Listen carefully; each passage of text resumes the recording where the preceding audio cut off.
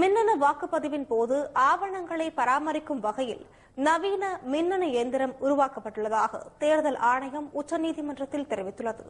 மின்னணு வாக்குப்பதிவு இயந்திரத்தில் வாக்களிக்கும் வாக்காளர்களுக்கு வாக்குப்பதிவு தொடர்பான ரசீது வழங்க தேர்தல் ஆணையத்திற்கு உத்தரவிட வேண்டும் என ஜனதா கட்சித் தலைவர் சுப்பிரமணிய சுவாமி உச்சநீதிமன்றத்தில் மனு தாக்கல் செய்திருந்தார். மனு மீதான விசாரணையின் போது தேர்தல் ஆணையத்தின் சார்பில் ஆஜரான மூத்த வழக்கறிஞர் அசோக் தேசாய் இவ்வாறு கூறியுள்ளார்.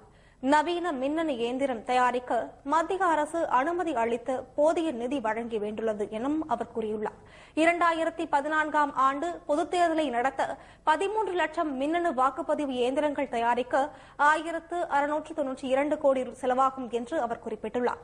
வாக்காளர்கள் யாருக்கு வாக்களித்தோம் என்ற விவரங்கள் அடங்கிய ரசீது வழங்கப்படும் என்றார் அவர். ஆனால் வாக்காளர்கள் அந்த ரசீதை வெளியில் எடுத்து செல்ல அனுமதிக்கப்பட மாட்டார்கள் என அவர் தெரிவித்துள்ளார்.